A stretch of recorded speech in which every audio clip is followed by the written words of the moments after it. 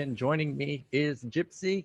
Yesterday we had really good games. We had the Terran Death Group, and then we had a bunch of other good players. Oxerg unfortunately falling down, didn't really get anything rolling, but there's going to be some redemption potentially with the Zergs because we've got Group C, which is a Zerg Death Group, and then we've got Group D, which is probably the highest skilled group of them all.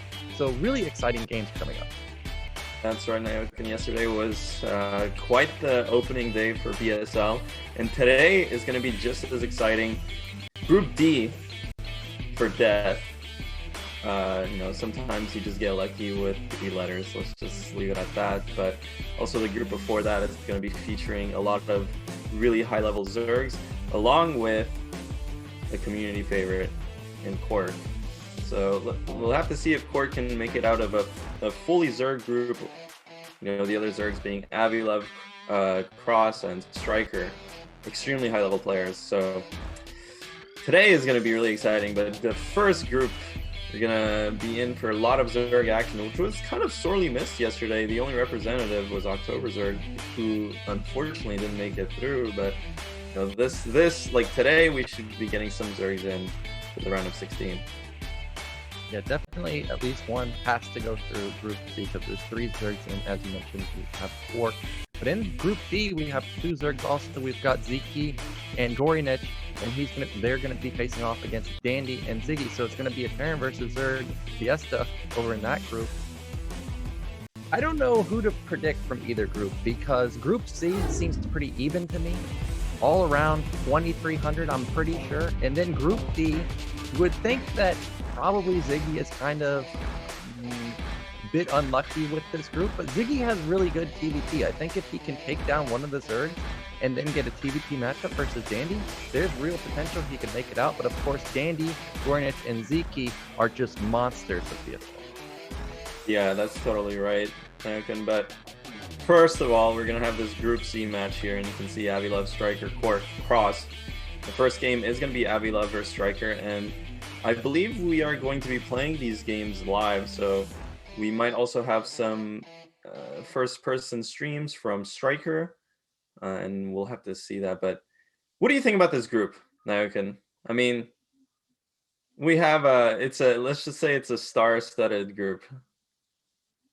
Well, we've got Avi-Love versus StRyKeR, but that's not even really the matchup that I'm looking forward to see. It's KwarK versus Cross, and then Crossy versus StRyKeR potentially. And the reason I want to see those games is because StRyKeR and Crossy seem to play quite a bit, so they know each other's style. And KwarK, he's got deadly PvT. I watch Artosis' stream quite often, and people were telling me about his DT or mass DT style versus Zerg, so I'm interested to see how that will work out for him. But the first matchup is also interesting, and you know why it's interesting? Because last season in Season 10, we had, 3 hatch mass Ling from almost every single player last season? Remember the Eon Zerg Avi-Love group? It was just Ling Man. And there was an evolution chamber where I was calling the +1 weapon, but I think that was too much of a boomer build. But maybe Avi-Love heard my comments on the +1 and he'll pull it out this time. Yeah, we'll have to see exactly what happens. I mean, last season Avi-Love was in that group, that whole Zerg group that you mentioned, which unfortunately had Tide 2 there. If you remember that incident, Tyler Byron didn't make it out because he didn't show up. But Avi-Love did make it out of that Zerg group pretty convincingly as well. I think Eon Zerg was part of that Zerg group, and who else was it? It could have been even Siki or Gorinich or something. I'm really curious actually, because it was a really hard group and he just made it through. Oh, Julia actually. So it was Eon Zerg Avi-Love and Julia, and he did well there. StRyKeR as well had a decent season actually he did lose in the first group stage, but he did show some good games, I remember, and I think he was in a group with none other than Jae-Yoon, and those were some pretty good games. But yeah, this time around, hopefully StRyKeR is looking to get into the group or the round of 16. Looks like the game is already ready. So the first map is going to be on Eclipse.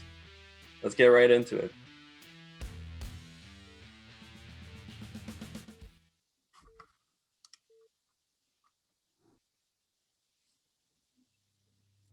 So in the top right, one of the best up-and-coming Zerg players from NA, it is StRyKeR.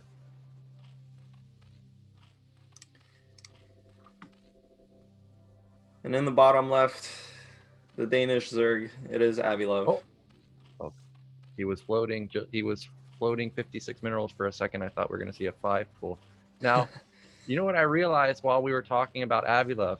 I don't know if you remember, but he won the lottery last season, and he got the coaching from Zero, right? So maybe he's got the knowledge now to take out these Zergs. What do you think about that? I mean, you think the so? Supreme ZZZero himself probably has passed on some great knowledge to Avi-Love. I know Avi-Love, I think, does have quite a bit of respect here for StRyKeR, so this should be an interesting matchup between the two. I don't think they've ever played in a tournament setting. It is EVZ, of course, which can go either way. Avi-Love last season ran a bunch of 10 hatches and 9 hatches, or whatever, basically the hatchery before Overlord. And doesn't look like he's going to be doing the same here.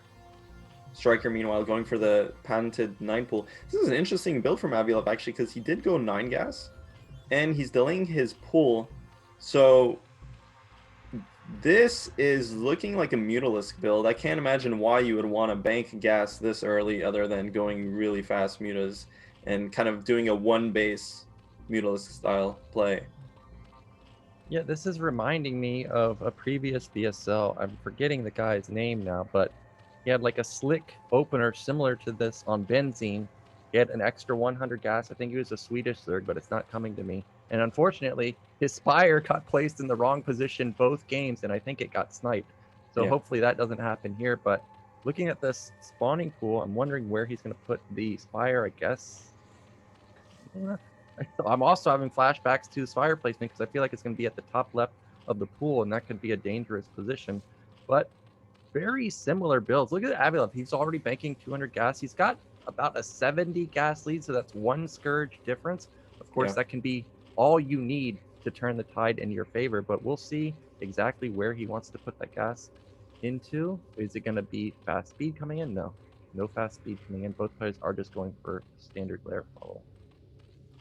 Yeah, and sometimes you think this gas before pool type build is there to get link speed and lair at the same time. It's going to be interesting timing here. Avi-Love does fend off these early links. He had to pull that one drone because he, of course, was at a small link deficit. And StRyKeR himself went for 9 pool, but into the lair, which is interesting. Usually you see the 9 pool player just go straight speed. And in this situation, for sure, Avi-Love does have a bit of an edge from the build order because he's just banking that gas earlier as we get into StRyKER's first-person view here, which is always a treat. To me, this looks like quite an advantage for Avi-Love because before he went into the FP view, he actually had 140 gas advantage, and he had the same amount of minerals. So overall, just everything looks much better for him. There, he has spent, there goes those minerals. He spent it on an extra hatchery. And StRyKeR, we don't know where he's going to, he's actually going to put it at his nat. So this is going to be a big ling Mutaflood, try and bust down StRyKeR. Maybe this extra 1 or 2 larvas that Avi-Love will get, and maybe that 1 extra muta he gets is all he needs to plow through. He doesn't have speed, I guess. He still has, he only has 50. Oh, he did start speed, so he only has a 50 gas advantage now. Yeah, and honestly, starting speed here is quite a tell that, sometimes Nyokin, you can get this gas really early in your base, and then that allows you to basically support 2 hatch Mutalisk production for a bit, and then you take a really quick 3rd hatchery at your natural, and it's a much more economic variation. But just because Avi-Love just started his speed right before Spire finishes is really indicating that he probably is going to be very aggressive with lings. And StRyKeR, on the other hand, he's pulling back his lings because presumably he's actually going to skip link speed. So drastically different styles here. And yeah, look, Avi-Love is making a lot of Zerglings, and he's going to try and hit a pre Spire timing. He actually isn't even making Mutalisks just yet. I don't know if this timing is going to work out because StRyKeR already has 3 Mutas out. That's a lot of DPS onto the Lings. He's going to intercept these Lings from Avi-Love, and he's taking a fight that's just so good for him, obviously. I mean, these Mutalisks are pumping so much damage, and Avi-Love's Lings are just running in a line. Only now does Link speed finish, and now more Scourge are popping from Avi-Love's main. So this was supposed to be kind of a Ling Scourge timing attack before StRyKeR gets up to that critical mass of like 6 Mutalisks that can consistently deal well with everything. But, you know, StRyKeR has 5 Mutalisks. That's more than enough. We can see he's even saving the drones here. And the micro has to be clinical here. A couple of connections go off, but honestly, all the Mutalisks survives. And this is really good for StRyKeR. Yeah, that was a definite anti-timing for Avi-Love, losing all of his Lings and essentially getting nothing in return. I'm not sure what happened to the Scourge. I wasn't paying attention, but oh, it looks like they connected onto the Mutalisk. But now StRyKeR has his Nat Gas up and running. He's got 7, 8 Mutas versus 6 from Avi-Love. So the gas advantage that Avi-Love had in the early stages of the game that's completely nullified. And now Avi-Love has to make magic happen. Luckily, 2 of those Mutas are heavily damaged, so potentially they could get knocked down quite quickly. Couple Scourge coming out for StRyKeR, matching Scourge for Avi-Love. So it's 7 versus 8 right now, but Avi-Love has full health Mutalisk. Meanwhile, 2 of them are heavily damaged for Avi-Love or for StRyKeR. Let's see if Avi-Love can micro these Mutas perfectly. Yeah, this is the timing here for Avi-Love. He has to do something here. He's behind on gas. He's behind on the expansion.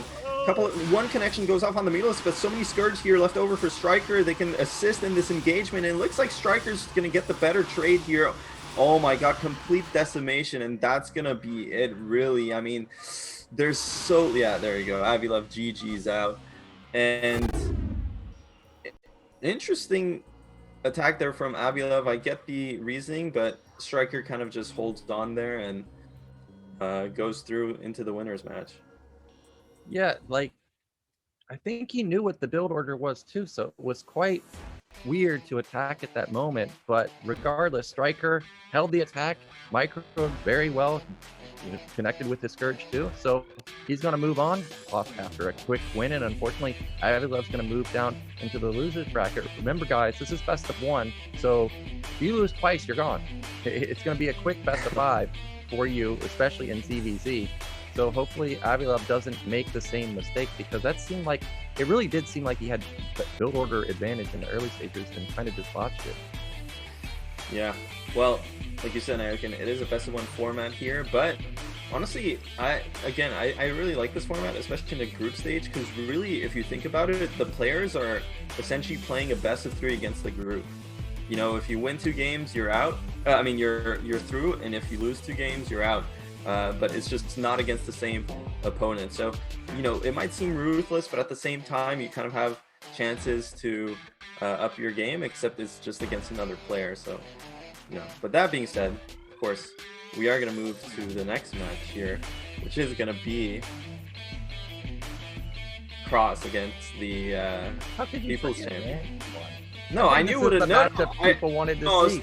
I didn't forget. I was adding suspense. Dude. Come on, man. But it's gonna be Crossy against Twitch chat's own typecaster, KwarK. Well, I haven't seen KwarK play. You know, the only time I see him play is when he's getting Narcosis on the ladder. Yeah. I have not seen this Protoss Zerg. I've only just heard it through the grapevine. So I'm curious to see how this Mass DT man works. You know, in StarCraft 2, Mass DT is a thing. You blink onto a planetary fortress and just instantly pop it. So I'm curious to see how that will work with no blink in StarCraft 1.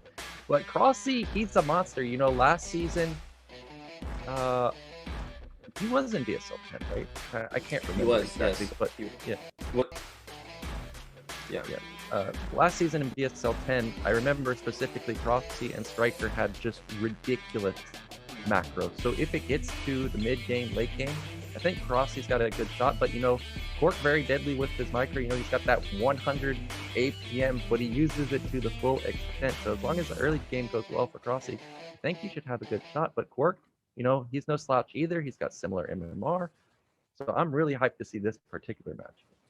Yeah, actually, Cross was last season in kind of a similar group of death with Dawid, Siki, and Tech. So, you know, definitely difficult group, and anyone could have made it out of that group. But unfortunately, Cross felt short last season. So he's also in a position that kind of like StryKeR is, where they were there in the run of 32, but they didn't make it further. So hopefully this time around, you know, they basically changed their fates. And honestly, they have a good group to both make it out. And both kind of some of the Seoul NA representatives, I think, I mean, KwarK technically is. I think he's living in NA as well. And so is Talk in the tournament. There's also Dragon. But yeah, you know, not too many North Americans. It would be exciting to see a couple of them move through here. Yeah, we often see NA players make it to the round of 16, but then struggle to make it to the round of 8. But if we get players like StryKeR, Crossy, Dragon, as you mentioned, they've got real good chances not to just make a round of 16, but round of 8, potentially round of 4, where you are getting a glimpse at the bracket. Of course, KwarK versus Crossy coming up. Avi-Love, unfortunately, in the losers bracket already. Last season, I felt like he had build order advantage. This season, he also had build order advantage, but not able to turn it into a victory. Now, you know, I'm not in Korea, or I'm not in NA, but I know StryKeR has upped his skill quite a bit. What can you tell me about StryKeR's ability right now? Can you notice the difference? You know, I've talked about him in previous seasons, and it seems like, as an outsider now, that he's really upped his game quite a bit. StryKeR definitely, yeah. I mean, he has been. I think StryKeR and Crossy both. Honestly, they've both just been so consistent with the dedication that they put into the game, and uh, you know, they're always playing and they're always talking and you know, strategy, and you know, they're always willing to practice with you. And also, given the fact that they're Korean, they actually do try to engage with some of the amateur Korean players over in Korea. And I know both of them have had some coaching from like some of the top Korean amateurs. So definitely, without a doubt, both players, even just from and there's some of my primary practice partners. I play a lot with them, StryKeR and Crossy, and I've definitely noticed their skill level increase significantly over the past year. So this might be either of theirs breakout tournament. But KwarK's no slouch either. I mean, he did make it into the tournament in the first phase. He did achieve a pretty high MMR. He has a dangerous PVT, but he is in an all-Zerg group, and that is kind of the defining matchup that a Protoss player needs to kind of overcome. Yeah, so we're getting a look at the profile stats right now. 7, 8, 9, 10. Crossy has gone into the round of 16 and then just once in the round of 24 in BSL10. It looks like KwarK placed pretty highly in Ghosto League, but he didn't qualify into BSL11 from Ghosto League. He got through the ladder. You can see it in his MMR, 2298, pretty darn high at the start of the season. But look at Crossy, over 2400. Yesterday, we had a 2400 player in Ghosto Dark, and unfortunately, he did not make it out. But as you mentioned, StryKeR and Crossy have upped their game quite a bit. When I first encountered Crossy on the ladder, maybe like a year and a half ago, felt like his early mid game was kind of, you know, the bane of his existence. But once he got going, he's really good. But now his VVP, just simply from his macro, it looks like he's cleaned up his early game downfall, and now he's a real threat to go very deep in the tournament. And you were talking about StryKeR and Crossy. I know you are playing in a tournament right now, right? The Rogues Gallery thing. Oh, I think no, both of them are in that. Oh, you're out. You're out already. Yeah. Oh, unlucky. Okay, never mind. I didn't know. But what about Crossy and StryKeR in that tournament? How are they doing in there? Well, actually, you know what? Let's talk about KwarK. What about KwarK? Have you played him on ladder? Oh, we'll skip that for now. We're going to get into our first matchup. It's going to be Eclipse, of course. Let's see who's going to make it into the winners matchup. Is it going to be KwarK or is it going to be Crossy?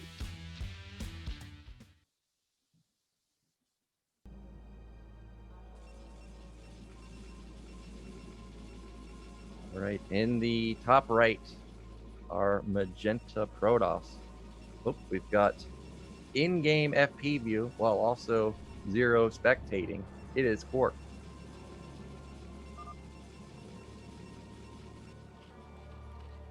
And on the bottom left, the Canadian Zerg. Geguri, aka Crossy. And these clowns, man, I'm telling you, dude. These clowns. Yeah, I mean, Jaeyoon, StRyKeR, Crossy, they got this Guri ID going. Jaeyoon's Nuguri, Jaeyoon's Jaeguri. This guy's Geguri. What are you, Nayokin? Neguri?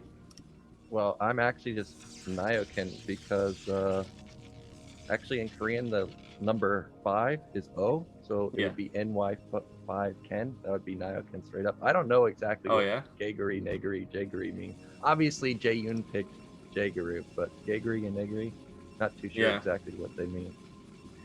Well, anyway, whatever. I mean, that's besides the point. Yeah, so 9 pull here from Crossy.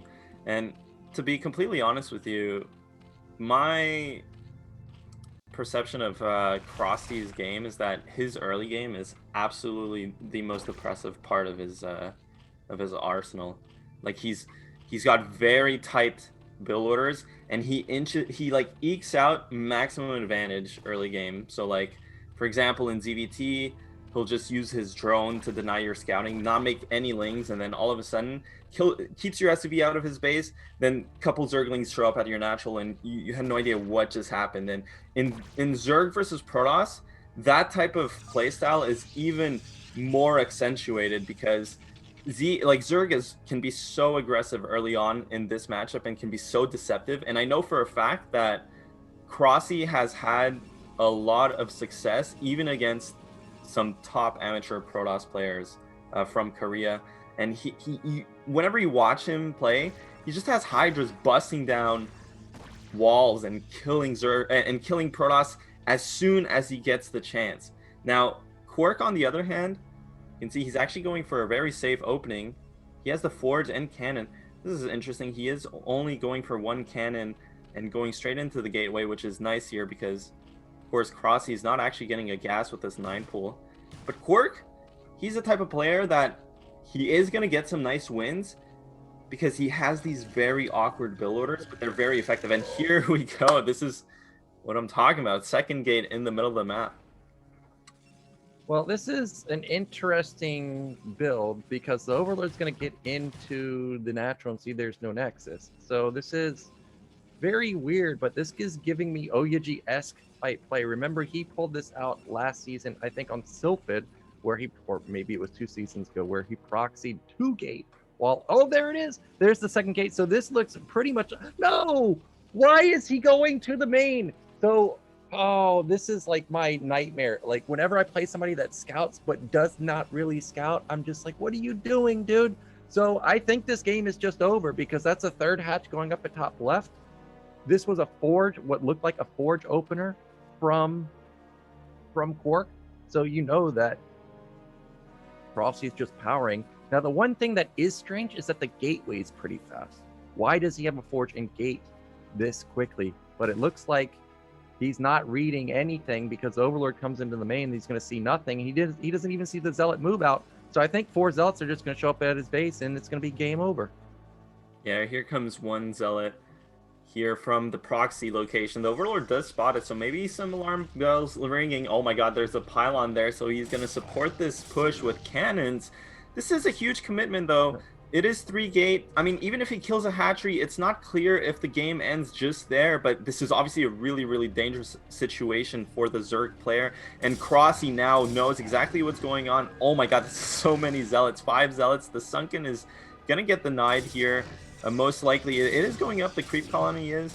You can see some Lings coming back to reinforce this position, but this is going to be so tight of a defense for Zerg. And actually, no cannons. That is a shield batter going out. The creep colony does get killed. Drones getting pulled here, and Crossy takes his engagement, but perfect positioning by the Zealots, and they're just going to completely wipe the floor with these Zerglings. A couple of drones go down as well. The shield battery finishes, and has KwarK done it? This is over. It's hard enough to stop a proxy 2 gate that you see coming, and now he didn't see it coming. He put way too many drones, and there's also a battery set up. He can even focus down this spawning pool if he wants.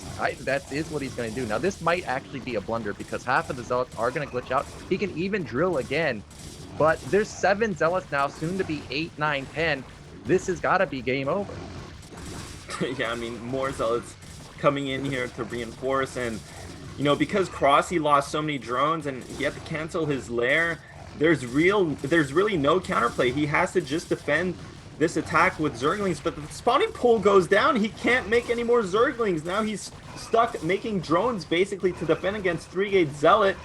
And I feel like, well, I mean, Crossy did clean up that force of Zealots in his main. There's only 2 more Zealots at the natural. That's quite a lot of Lings. 4 Zealots in total, but he does not intercept these reinforcing Zealots. He does get 1 nice surround there by Crossy. But this is such a bad position to be in. He has to wait for his pull to finish to make any more Lings. So he has to be ultra cost efficient here. Yeah, he does manage to pick off one of the zealots in the back. It looks like that second zealot is not going to fall. The drones are not mining, so he's got the money, but he's not building the pool. Look, 206, he's just permanently at 206. He desperately needs to get a pull down, but that's going to be the hatch going down. Third base, can't even use that because he's not mining. It's just a matter of time now until we see the tap out. Another zealot goes down. KwarK is kind of botching this, but you know, it doesn't matter. It's 3-gate rallied zealot versus a Zerg that has no pool and only has 6 Lings. Yeah, I mean, you just have to look at the supplies, honestly. 8 supplies Zerg, you know, this game's over. But really surprising result here. KwarK with the epic build order. It totally fooled Crossy, and I think a big part of it was that he actually had that full wall at the front of his base, but not just that, he like pulled probes to like kind of block the holes as well, so it was impossible for Zerg to get any scouting information. And I think Cross, he's kind of used to putting people on the back foot in terms of the early game and being aggressive. So I mean, you know, as these drones kind of drill back and forth, I mean, there's just no way Zerg can win at this point with 8 supply. I mean, he has no drones, he's barely mining. They're still gonna fight here, but yeah, like I don't know. I feel like KwarK had such a, there you go, GG. I feel like KwarK had such an epic build order there, because like I said, Cross, he's used to putting people on the back foot. Like, he's used to being the aggressor. And I think probably when he saw KwarK's wall and he saw the cannon and the early zealot and the probes, he just thought to himself, okay, wow, this guy, he's just overreacting to what I'm doing because I opened it with a 9 pull instead of an over pull. And so he felt really safe. But joke's on him, because KwarK just like snuck a probe out really early and just proxied 2-gate, so that was perfect. Team ThinkQuick mind just game created 5 Subagossus. Well, I think it's safe to say that Crossy has probably never faced that before, because he had no idea what was going on. And I'm so sad that he just didn't put the Overlord on the ledge, because he was right there. It's Eclipse, It's a 2-player map. If you come in and see there's no Nexus, sure, you don't know exactly what's going on in the main. It could be tech, but at least you know it's a 1-base play. So a bit unlucky there for Crossy, and he is going to move down into the losers matchup. And that means we're going to have Avi-Love versus Crossy in the losers match, and already one of the better Zergs in all of BSL are going to be eliminated. But now in the winners match, we've got KwarK versus, I forget who StRyKeR. KwarK versus StRyKeR coming up. DDD Cakes is Subagosu for 6 months. Yeah, that's going to be PAWWWWWP. Get into the game, right? Like, we don't really need to take a break or anything, right? Okay, yeah, so we are going to get ready to get into the game here. Of course, it is best of 1 format yet again, guys, so you know, don't need to take too much downtime here for these groups, which is exciting because I feel like it keeps the cadence, you know, the tempo of the broadcast pretty good here, you know. Well, you know, yesterday we watched from replays, and this is live. So this is a bit different and interesting because now, pretty sure StRyKeR probably watched that game. Yeah. And he saw the shenanigans that KwarK pulled out. So it would be unlikely to see it again. If it was from replays, I think there would be a good chance that KwarK does it again. So I'm thinking back to last season where we saw StRyKeR. We were talking about how good his macro was. There were a lot of the Zergs last season got behind in the early game, and they still had insane macro. And one of them that definitely stood out was StRyKeR's Eclipse game. This guy had just absurd macro. Like, there were points in the game, you know, usually at around 100 supply, Zerg was down. But I remember specifically versus one of the Protoss players, StRyKeR was up supply, or at least even. So this guy, he's a killer with the 973 style, so I really do expect to see that. Now, something I noticed with last game is, of course, the Forge opener. Now, what do you think about that versus someone like StRyKeR who can just bring it to you with the Hydras? I feel like if you're going Forge, you're already in trouble versus somebody that's got god tier macro like that. Yeah, well, I think it's not really a hot take anymore to just say that Forge opening has basically just been cast aside of the meta. It's not as good of an opening as the gateway opening is. Specifically on Eclipse, though, you still see it because Eclipse has very nice cannon rushing spots. And of course, because it's a 2-player map, you kind of know you can just send your probe there.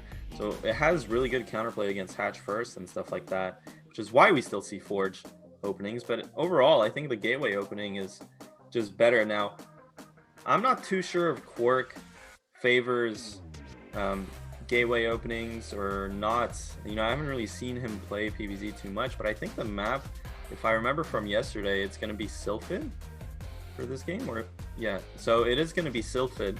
And on Sylphid, man, that is a tough PvZ map.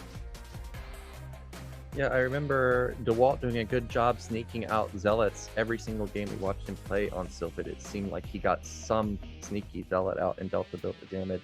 So we are going to be going into our winners match. It is going to be KwarK versus StRyKeR. Winner here gets into the round of 16.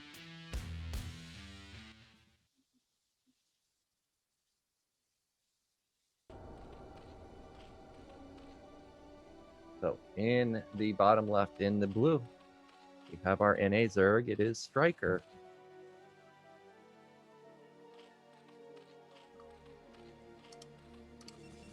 And in the bottom right, again, in the magenta, it is KwarK. Yeah, I agree with the Forge statement. It's just really fallen out of fashion. If you let Zerg just go unhindered for the first 5, 6, 7, 8 minutes, you're in deep trouble. It feels like you really kind of are obligated into the gateway play. Now, remember, we pointed out that KwarK has very low APM. So I don't watch KwarK, so I'm just speculating here. So that might be the reason that we saw the Forge. Maybe that's just his bread and butter play. But if you only have that limited amount of APM, you know that you are really focused on your micro. So it wouldn't surprise me that he would have ridiculously insane Zealot control. Now, the first probe did go out, and there's no secondary probe coming. So again, I guess this is going to be a Forge. Yeah, I mean, technically, generally, well, actually, I think it might be he's probably thinking about doing something like a 12 Nexus if he sees, well, obviously here he's going to see the pull first, and there's no way, I mean, we'll have to see. The probe has to get pulled here from KwarK. If he doesn't put down the Forge soon, of course, you can obviously delay the Forge. That's what's nice about the Forge opening, right, compared to the gateway opening. Okay, there we go. Because I know KwarK's been talking about. I've seen some texts about how 12 Nexus is really good in PvZ, so I was a bit worried he might whip it out here, and even though he saw the pool first, like really early. But that's the nice part about the Forge expand versus the gateway expand, is that with the Forge build, you can actually send your first probe out really early, so you get some very early scouting information, and you can delay the Forge relative to the gateway. So it is, in a sense, it can be kind of, it's flexible in that sense, right? Whereas the gateway opening, you kind of have to keep your first probe back, and then, you know, you can't really delay that gateway opening. So But it looks like he puts down his Nexus right away as well. This is a nice opening from KwarK, to be honest. Well, the big question for me now is how many Lings are going to be produced from StRyKeR? A lot of players only build 2, and that's what I want to see. I like 4, and the reason I like 4 is if you ever push out the probe's not getting back in. You can just hold position at the entrance, and that's one of the hardest things for Protoss to deal with is what is Zerg doing when you can't get into the main? It could be just standard lair, it could be Hydras, it could be, 973, can be a whole bunch of stuff. Now, look at this sneaky probe moving out. This is a really nice move. It's gone unscouted, but it looks like it's actually going to intercept the other probe, so I don't know about this. Oh, he drilled onto a mineral, so he just really wants to get into the main. You can see those 2 Lings are on hold position, but the probe drilling the minerals is allowing him to get right in there. Yeah, scouting intel is crucial for Protoss in this matchup. Most of the time, if you lose your probe, you're losing the game. So I do respect this move here from KwarK to just prioritize the scouting and sending another probe. But unfortunately, his probe does die very early, and it doesn't really get to see much. I mean, so far, he hasn't seen the den. I think he can suspect that from the late natural timing, there is a 3rd hatchery out on the map, but he still has not spotted it. And I believe he did just put down his core off of 1 cannon and basically no zealots because, of course, it was the Forge first. So this is a bit risky here from Protoss, to be completely honest. But if he does get away with it, his tech is going to be extremely fast. And that is a Hydra Den researching Hydra speed. Yeah, and something to point out is KwarK transferred 6 probes, so he almost completely saturates the Nexus, but that leaves his main a little bit unsaturated. So I think he's going to go into a fast secondary gas. And even though I'm not a Zerg player, I remember Zero commenting that if you go for straight Sair versus 973, back then he was saying it was like a free win. Now, of course, players have gotten a lot better, but if KwarK takes his gas pretty soon, he may not be able to build up enough zealots. But as I say that, he did not build early gas. He is approaching 30 supply. We've seen more players go into a delayed. Oh, that's a fast Citadel. We see more players go into the delayed gas and focus more on minerals and get like 4-gate speed zealot. So we'll see if that's what the Citadel is actually for. This is so incredibly greedy here from the Protoss player. Really just having 1 cannon at this stage of the game with very little scouting intel. I mean, a bunch of Zerglings could have just ran in here and completely busted the front. The Dragoon does not get that Overlord. And, I think KwarK, though, he is playing to the player.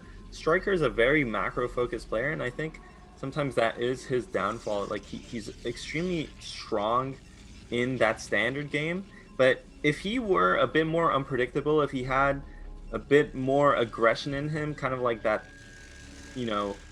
tie 2 almost feel, or tie 2 factor, I think he would have way more success. And this is a game that, this particular game, I feel like if he was aggressive, he could have busted this front.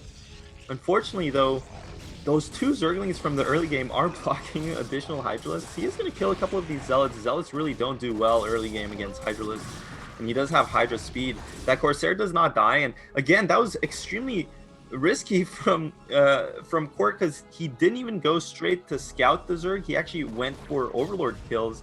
But now he knows that there's Hydra speed in play. There's a couple of Hydras at his front. He is adding those 4 cannons, but are they going to be in time?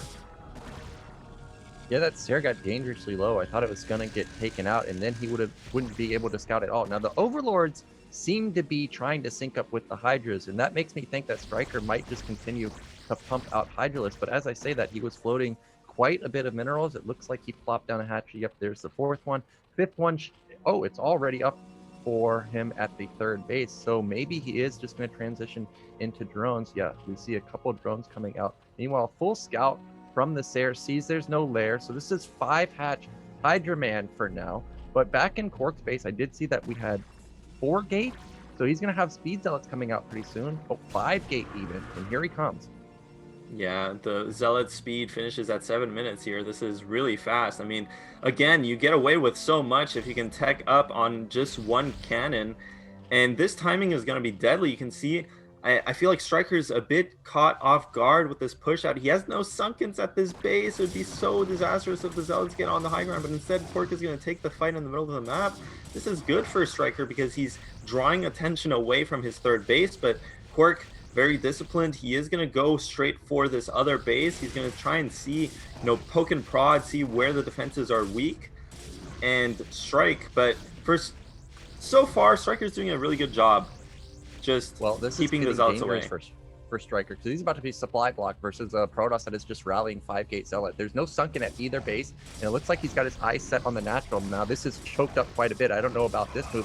Hydra's coming through the back, and it looks like this was a bit of an overextension from KwarK, but more Zealots coming through the back. Maybe he just barely has enough, but I don't think so. A couple Zealots are attacking the hatchery instead of the Hydras, and you can see the production of this 5-hatch Hydra. I think it's just barely too much. The Goon is doing a lot of work in the back too, and this Zerg has like 10 health, and it's killing like 4 Overlords now. Yeah, 4.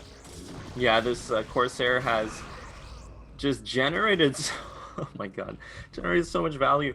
I'm thinking here, is KwarK gonna do it, man? Is he just gonna get out of this group in first place? That would be absolutely incredible.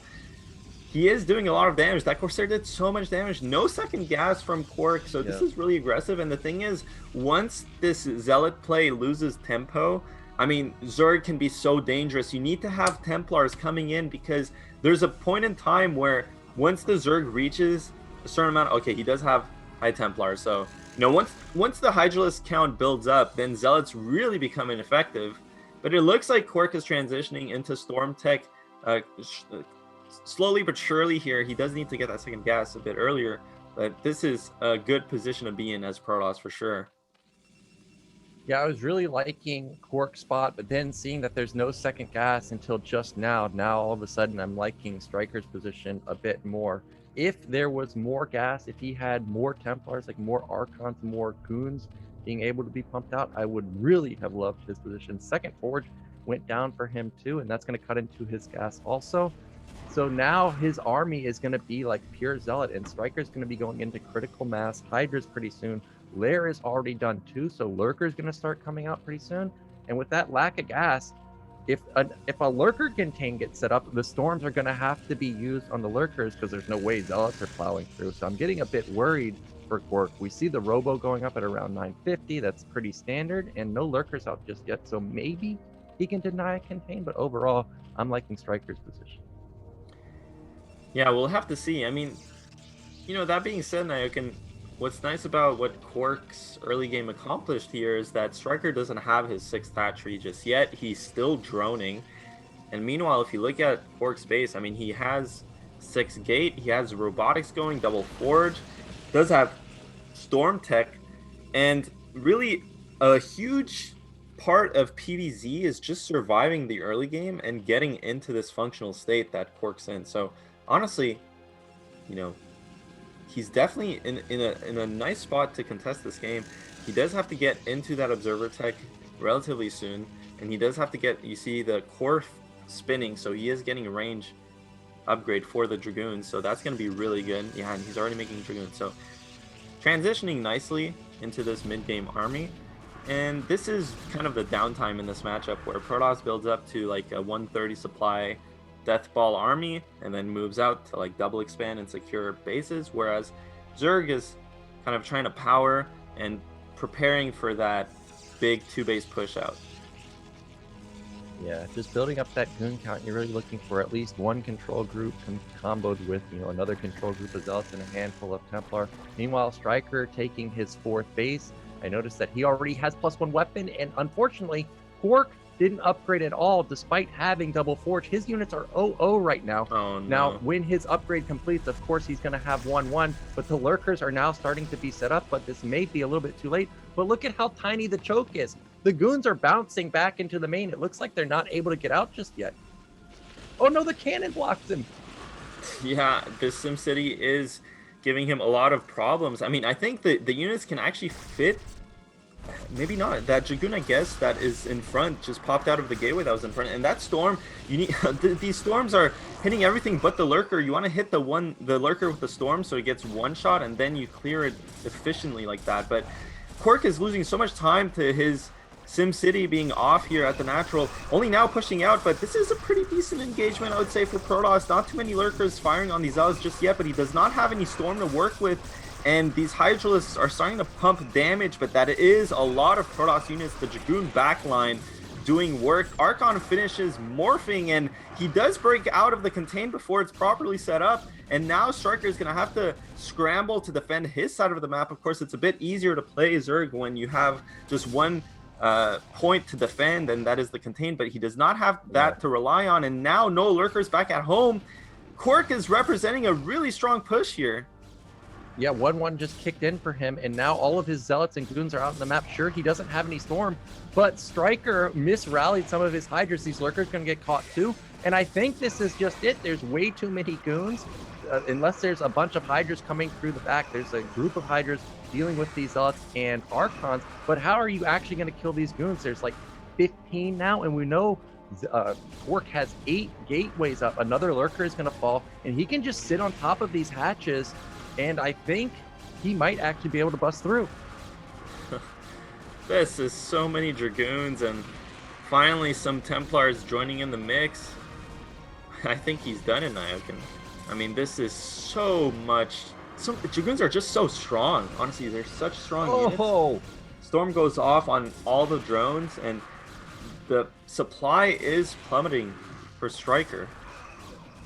This is it. It's over. There it is. GG. So KwarK is going to be the first person to advance through Group C. He takes out Frosty with a nice cheese, and now he just played a straight-up game versus StRyKeR. So KwarK looking not only deadly PvT, we know that watching our Tosa stream, but PvZ very deadly too, and he can play standard and he can pull out shenanigans. So I'm getting like Oyaji vibes, you know, like Oyaji was very dangerous in all of BSL, and then he got what, top 4 last season. So maybe KwarK can be the first NA representative in a long time to go to the top 4.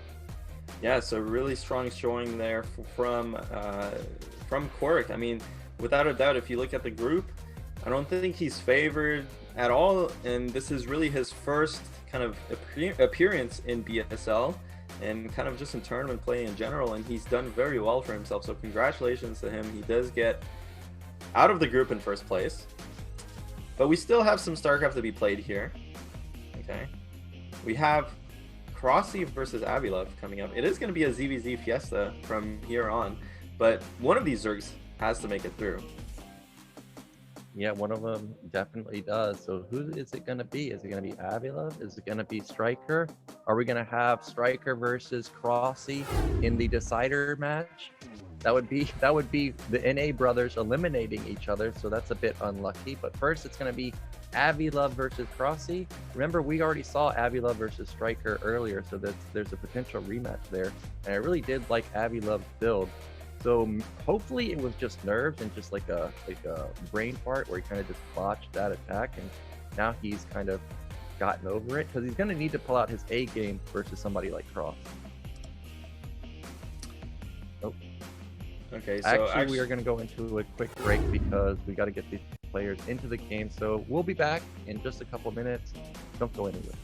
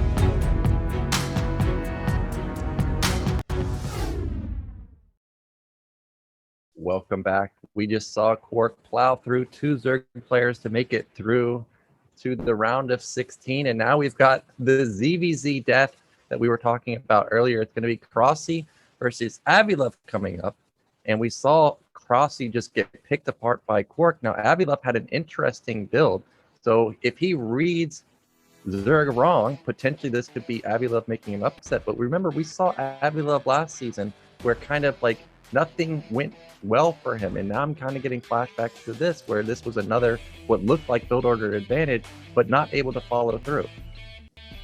Yeah, I mean, we'll see.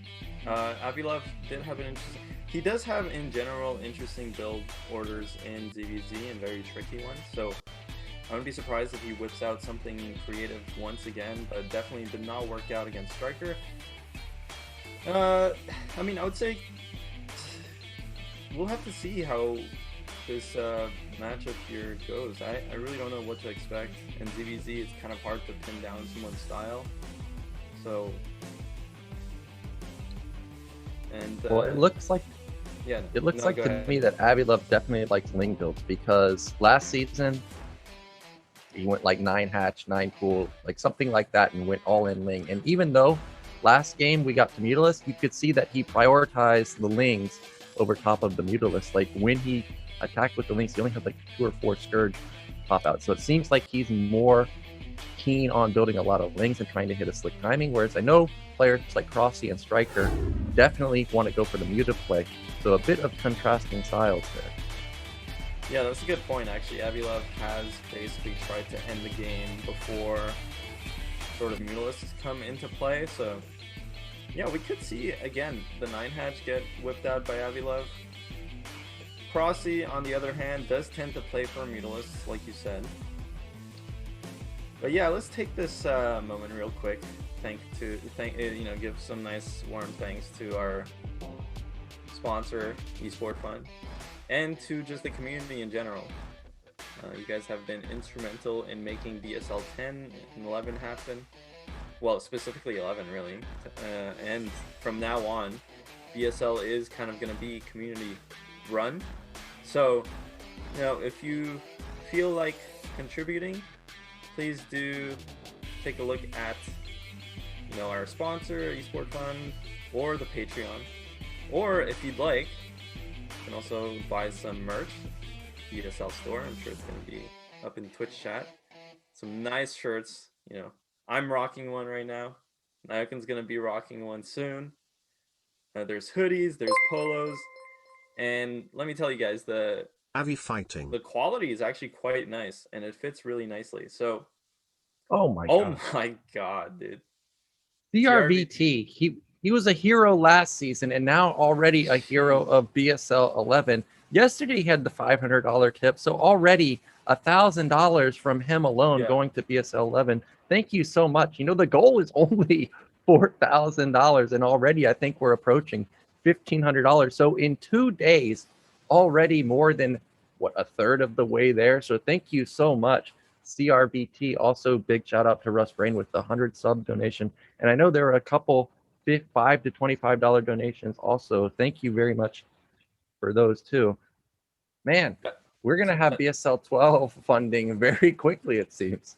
That's so incredibly generous, man. Like, it's just so insane that people are willing to just support. It's amazing what this community can do. So thanks a lot, CRVT. Thank you for everyone who's been donating and supporting.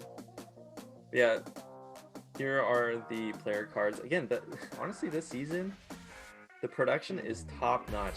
Honestly, Nyokin, I'm telling you, man, tournaments, other productions, other tournaments, other events, they wish they had half as good, half as nice looking slides as we do. Even our studio, man. Yeah, I'm there right now in person. Like, we can high five each other. This is not a green screen. We are definitely live. We're right there. Can we try it? Okay. Yeah. Let's try now. Let's try now. Oh, dude, you have to go. what you know what? This is the cringiest thing I've ever done. I'm Mr. Cringe, so You're Mr. I think I'm Mr. Cringe because I have a bunch of things that I say, and you just like seem to roll your eyes or just get up from your chair and go AFK for quite a while. Well, it looks like our hands kind of instant transitioned out of there, and I don't know what was going on. But oh man, what was I gonna say? I forget now because my mind's melted. Yeah, player card. I don't know. I don't even know anymore. And so the map is going to be Polypoid. The game is going to be Crossy versus Avi-Love. Let's get it going.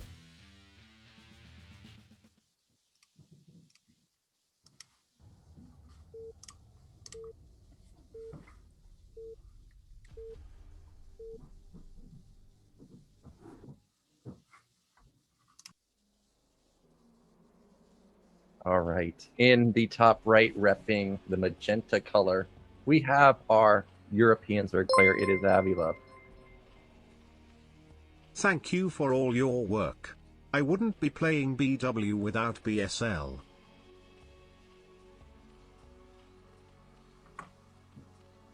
And in the bottom right, in the blue, it is Cross. I remember what I was going to say now. You got that BSL shirt. I don't have it quite yet, but it'll be coming in the mail quite soon. Now, this might be a little bit of a boomer talk that Gypsy can't relate to, but if there's some BSL socks, I might be keen on buying those, because as you get older, one of the ways you can style in the office is you've got those crazy colored socks. Oh, Anonymous! I remember him from yesterday. BSL. Another $100 tip. Thank you so much, man. That's oh my god, even Zero's laughing, guys. He's just losing his mind. Sometimes Nyokin just has these gems, man. That's I can't even cast anymore, dude.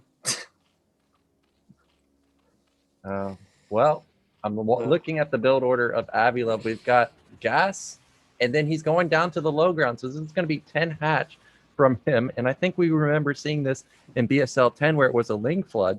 Now, there was an evolution chamber in that game, but no +1 weapon.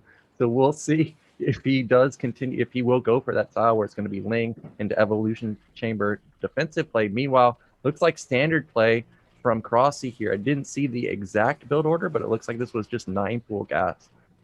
Yeah, he did go for 9 pool gas, and like you said, Avi-Love did go for that 9 hatchery or 10 hatchery, whatever. I wasn't really paying attention, but yeah, this is going to be interesting. I mean, again, 9 hatch is a super aggressive build. It's meant to get a lot of lings out. It's meant to essentially give you that 2 hatch production advantage as fast as humanly possible, but it's not that economic. Like, it's not like a 12 hatch, it's not like a hatch first build. It really is meant to just accelerate your ling count and kind of hit at a sick timing. So we'll have to see if Crossy, well, he does get the first scout off, so really he should know exactly how to deal with this. He does have the 9 pool. He did go for speed. He is going to be able to pressure a bit, but you know, at this point, like, all you have to do as the one basing player is just kind of defend and go into Mulisk tech. Yeah, as you pointed out, first scout for Crossy, that's huge. So he knows exactly what's going on. He skips attacking the hatchery. He's going to try and get as many drone kills as possible. He knows that this is just going to be mass ling from Avi-Love. Avi-Love not even mining gas anymore. He's going straight into speed. But Crossy, he's trying to pick the perfect engagement. Unfortunately, he's taking a lot of hits right there. But I didn't see if he oh no, one already falling. But because he's trying to stay in the main, it makes me think that he upgraded speed. So maybe he's trying to get a couple drone kills, but he's got to be very careful because it's going to be double larva production for Avi-Love pretty soon. Oh, he's going to find a nice, maybe, no, he does save that drone. And honestly, Cross is microing out of his mind there, like just slick, splitting, controlling both control groups of lings, and really just abusing his small timing window. But it is getting close to where Avi-Love is going to get speed himself, and every drone matters. Avi-Love is basically 100% all in at this point. You can see he's only making lings. He has only 9 drones to work with, or 8. I didn't really notice if a drone went down. And now I mean, Cross at his base, he's putting on the creep colony in anticipation of this 2-hatch attack. Well, it was very lucky that Crossy was able to save those 5 lings because there were 2 lings waiting to hold position on the ramp, but they were able to sneak by. And that could be game saving because Avi-Love has so many lings coming. We see that he's got a creep colony, or Crossy has a creep colony in his main in case he has to give up the ramp. But this is pretty much make or break for Avi-Love because he has no tech going. I didn't see Evolution Chamber at all. Oh, can Crossy get in position in time? It looks like he just barely does. The arc is going to give him a little bit of a concave advantage. But Avi-Love is trying to bust up, but I don't think this is going to work. And actually, that's not as many lings as I was expecting. Yeah, it looks like Cross. I mean, he's just in such a nice spot here. He does have the sunk. Doesn't have too many drones, but realistically, he only needs to get 1 or 2 Mutalisks out and send them to Avi-Love's base. And they're going to do the work of ending the game. But, you know, this attack from Avi-Love is going to still be scary. I mean, he has like a 2-to-1 unit advantage almost. It can't overcome this defensive position from Cross, but it's still so many lings here from Cross. I think he's going to be just fine. He does have the sunk that he can fall back to. Oh, he gives up. No, he still has the concave, and it's holding so well. So honestly, 3rd hatch here from Avi-Love. Evo chamber going down. Let's keep this BSL12 Steelix so much. going. Thank you for the tip. It looks like actually he's going to have to give up the ramp, but he's traded so effectively with these lings. It's insane. 3rd hatch going up. Whoa! I donated apparently. Thank you so much for the donation, Nyokin. I really enjoyed that. I can't see exactly what it says. Cooperative. Mentioning cooperative cast with the Gypsy. Thank you so much, Nyokin. Now, Avi-Love, he's going into that evolution play that we saw last season. Now, last time he just outright died to Mutas, I think also comboed with Ling, sneaking in a couple into the main. We'll see if he can be a bit more effective this time. Now, this is the style that I like Crossy style, but because he doesn't have a 2nd hatch, I'm not sure how effective he's going to be with Ling and Muta. And actually, that's a lot of drones for Avi-Love so far. So I think there's a bit of a clock for Crossy to make something. Wow, I'm shocked that the hatch went down in the main as opposed to the natural. What do you think about that? I mean, honestly, I don't really mind it too much because he already has a gas advantage. Doesn't necessarily need to get that 2nd gas. But what bothers me here is that I feel like Cross is going to feel the need to just go all in instead of just droning up himself and playing a longer game. And I'm not sure that that's going to work. This is a lot of spores, though, and he has a lot of leftover lings from just the amazing trades, and he's still rallying more lings, so he is going to be doing a nice attack here. Are there going to be enough lings for Avi-Love? Avi-Love does have a nice defensive position. His SimCity is going to help him a lot, but these lings from Cross can kind of just sit outside here and hit the buildings instead. Good trades here on both sides. It looks like Cross still has more lings, but these are really, really good trades for Avi-Love, but I don't know if he has enough units. He's been droning this whole time, making just a bunch of spores. But he does have 3 hatchery production. He is making more lings. Couple more lings pop. The drones are doing so much work. And all of a sudden, Cross significantly behind in supply. These 2 Mutalisks aren't really doing anything. And you can see Avi-Love's main base fully saturated. I mean, I don't know. I feel like I've seen Cross in these types of positions before. And he's just not really willing to sit back and play a macro game and just drone up. It's really hard to end the game with Mutalisks.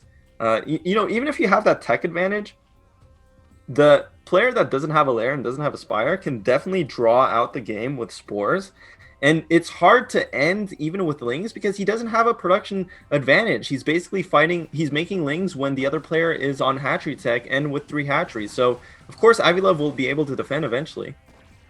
I think, wow, those lings somehow got in. And I think if Avi-Love had instantly counterattacked, he would have won because it looked like 12 lings went unscouted through the center of the map. But as played, Avi-Love is still in a good position. He survived the attack from Crossy, which looked like was actually going to end the game if he was able to knock down that evolution chamber.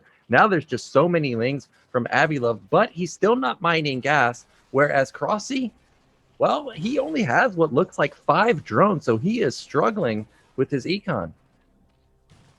Yeah, I mean, I hope that's a round of drones there. There's just no way Cross can win this game through making lings.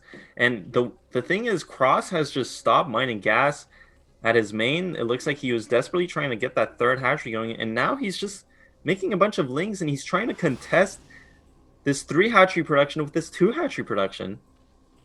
Well, he does have the supporting Mutalisk, but 3 hatchling is just so much DPS in comparison to just 2 hatchling and only 1 or 2 Mutalisk. I think he's just going to be able to get a cancel onto this hatch, and Crossy may be on the brink of being eliminated. Sure, eventually the lings should die, but well, maybe not. He is going to snipe the hatch. Okay, it finally gets canceled just barely in time.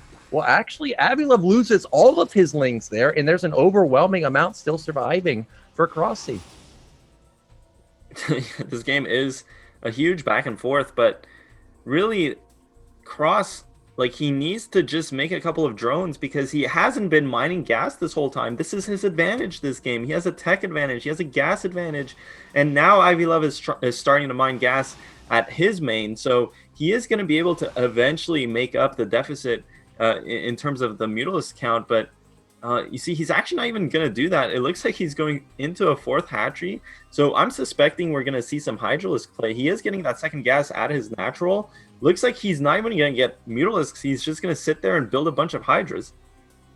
Yeah, this does look like it's going to be Hydra play. Hydras are not bad ZVZ. The problem is that they're so flimsy in the early game that it's hard to get critical mass. But now that Avi-Love has stabilized and kept Crossy on 2 Mutalisks, for sure, Hydras can be very deadly. And, you know, if he ever starts +1 weapon, he's going to have an upgrade advantage, and those are going to hit like a truck. Looks like Avi-Love may... Nope, he's not going to get a cancel because, surprisingly, these Mutalisks have been dishing out a lot of damage. Yeah, I mean, these lings are going to come in here for Avi-Love. They're not going to do too much damage.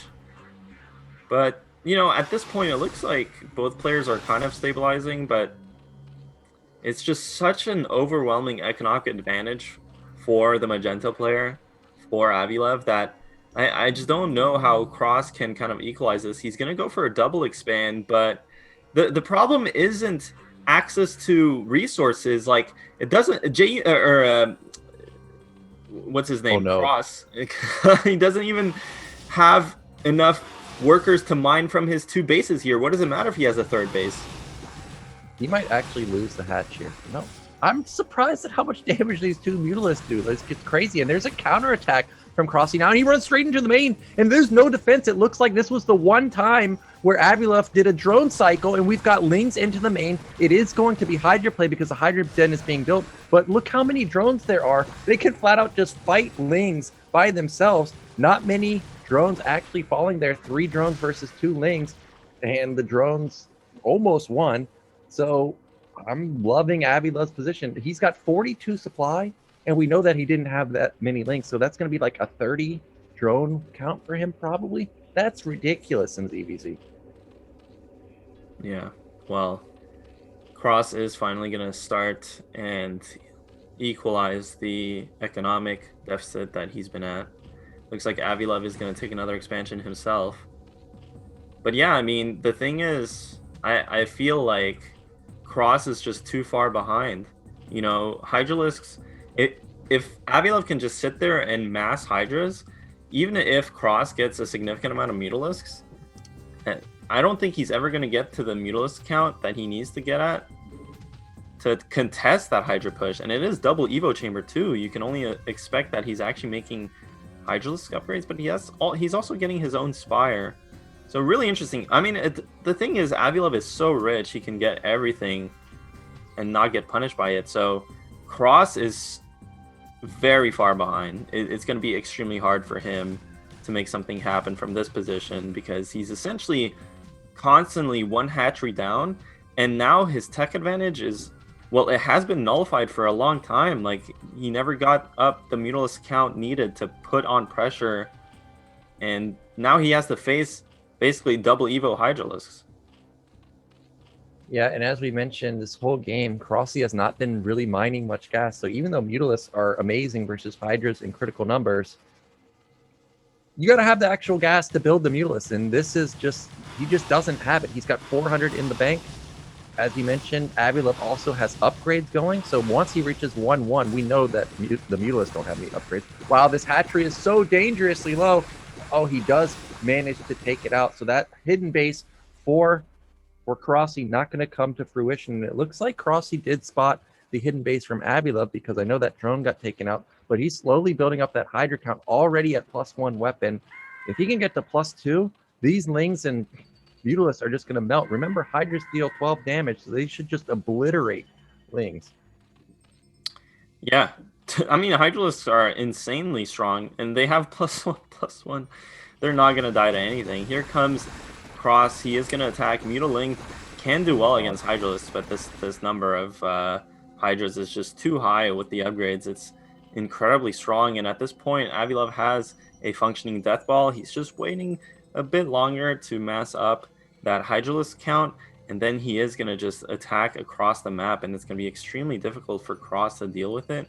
And see, Cross is trying to drone up. He is trying to take this other base, but he just doesn't have enough of an economy to deal with this, and it's really only a matter of time until the Danish Zerg just walks across the map and ends the game. I mean, what can Cross do in this position, Iokin? What do you think? Like, what should he be thinking about doing? Like, what's his plan? I don't think you can really do anything. I think you just have to accept that you're going to have to go mass sunken and try and go for a backstab, and that looks like what he's going for. But there's 3 spores already set up, and with 4 hatch production, just the production alone can probably deal with 10 Mutalisk. So a counterattack, I'm loving it. The Sunkens are not up in time. If Avi-Love goes right now, I think he just wins the game, but those Mutalisks are sharking around, and the Ling Muta combo has done surprisingly well, so maybe not. Or Avi-Love can back off. That's fine. He's got his mineral only going up. He knows, okay, actually he is going to go for the killing blow. I guess he's decided that he has just barely enough. Here he goes. Can he take down this many Lings and this many Sunken? Mutalisk coming from the back. Mutalisk in the front, and there might actually be a little bit too much DPS for Crossy. No, I mean, these +1/+1 Hydras. This is like watching a TVZ Nyokin, and Avi-Love is a Terran player. He's just sunken busting Cross out of this tournament. And that's going to be it, really. GG coming from Cross. Well, that was a game. Well, it was pretty close at different points. We thought that Crossy's counterattack when he was attacking the natural almost busted that evolution chamber, and he could have gotten in. I thought he was going to win there. And then Avi-Love with his counterattack to try and deny the hatchery. I thought if Crossy could ever get that up and running, he would be in a good position. But the econ was just too crazy for Avi-Love. It's not often you see like 30, 40 drones in a CVC. And you can see the power of the 1-1 upgrades. In the first fight, like with the Lings into the Hydras at Avi-Love's base, he didn't even lose a single Hydra. And at the end, I forgot that the armor upgrades affects the Muta Glaive bounce, because it's something that I never even see in CVC. Those Hydras just were tanks. Yeah, I mean, the thing is, 9 hatch is quite strong against 9 full, but you know, we've seen that, like, we've seen Cross in that situation where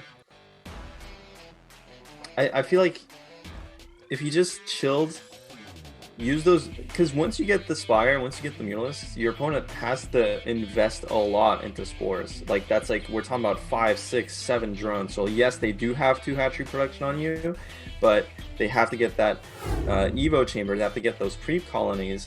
And all you have to do as the Mutalisk player is just be like, okay, I have 1 Mutalisk, 2 Mutalisks. They exert a lot of map control. And behind that, I'm just going to take my own hatchery, get my economy up, then build my Mutalisk count, and continuously pressure the opponent player, or the opposing player who doesn't necessarily have the Spire.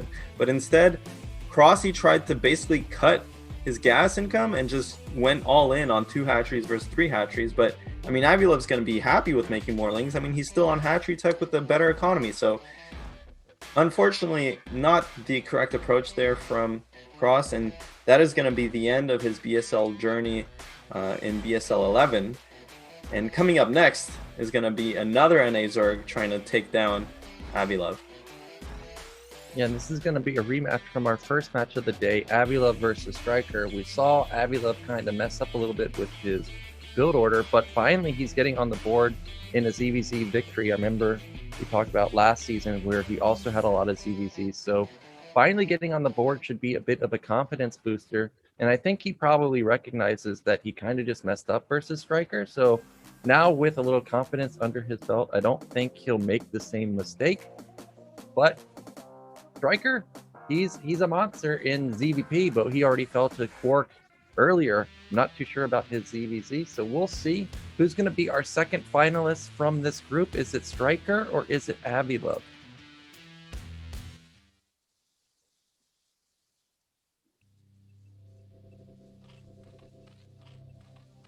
Right, we've got pink versus purple. In the top right, it is our purple player, StRyKeR. Top left, the Danish Zerg, it is Avi-Love. In the blue, Polypoid. Again, Polypoid, 4-player map. Scouting is so important in ZVZ, especially on these bigger maps, and it looks like StRyKeR is going to get lucky and get the scouting advantage. Yeah, and we saw that Crossy got the scouting advantage last game, but not able to transition it into a victory.